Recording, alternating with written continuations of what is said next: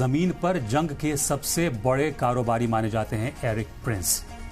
Eric Prince वही शख्स हैं जिन्होंने ब्लैक वाटर नाम की एक प्राइवेट सिक्योरिटी कंपनी बनाई, जिसे आज के दौर की किराए की फौज यानी मर्सिनरी आर्मी कहा जाता है। यानी कि ऐसी फौज जो किसी मुल्क की नहीं होती लेकिन जंग के मैदान में उतरती है। और यहीं से शुरू होता है जंग का एक और कारोबार, जिसे कहा जाता है प्राइवेटाइजेशन ऑफ वॉर।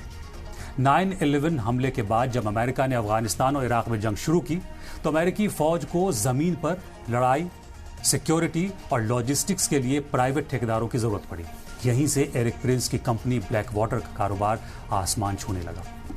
इराक और अफगानिस्तान में सिक्योरिटी देने के लिए ब्लैक वाटर को करीब 16,000 करोड़ रुपए के सरकारी कॉन्ट्रैक्ट्स मिले। ब्लैक वाटर का काम सिर्फ लड़ना नहीं था बल्कि अमेरिकी डिप्लोमेट्स की हिफाजत करना भी था।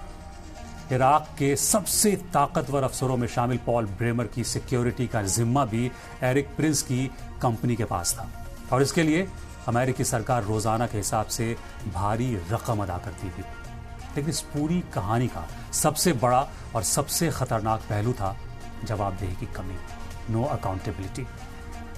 ब्लैक वाटर के जवान अमेरिकी फौज के सख्त फौजी कानूनों के दायरे में नहीं आते थे।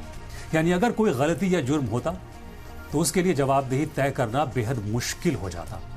और इसकी सबसे बड़ी मिसाल बना इराक का बदनाम निसूर स्क्वायर कत्लेआम। यहां ब्लैक वाटर के गार्ड्स ने निहत्थे इराकियों पर गोलियां चलाई और दर्जनों बेगुनाह मारे गए। इस हादसे ने पूरी दुनिया में हंगामा खड़ा कर दिया। लेकिन इसके बावजूद एरिक प्रिंस और उनकी कंपनी लंबे वक्त तक कानूनी कार्रवाई से बचती रही, क्योंकि उनके पास राजनीतिक रसूख थे।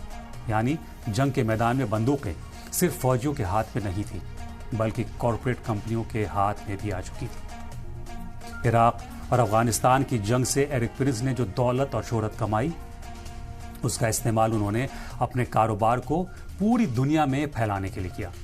उन्होंने चीन की सरकारी कंपनियों के साथ काम करना शुरू किया और बाद में यूएई और कई अफ्रीकन कंट्रीज में भी अपनी प्राइवेट आर्मी की सर्विसेज बेचनी शुरू कर दी। यानी एक जंग से कमाया गया पैसा दूसरी जंग का कारोबार बनता चला गया। और यही है नए दौर की जंग की सबसे खतरनाक हकीकत, जहां लड़ाई सिर्फ देशों के बीच नहीं होती बल्कि कॉरपोरेट कंपनियों और प्राइवेट फौज का एक पूरा बाजार खड़ा हो जाता है। एक ऐसा बाजार जहां हर गोली, हर बॉम्ब और हर कॉन्ट्रैक्ट के पीछे मौत से ज्यादा मुनाफे का हिसाब लिखा जाता है। और इसी वजह से हमने एरिक प्रिंस को जमीन पर जंग का सौदागर कहा।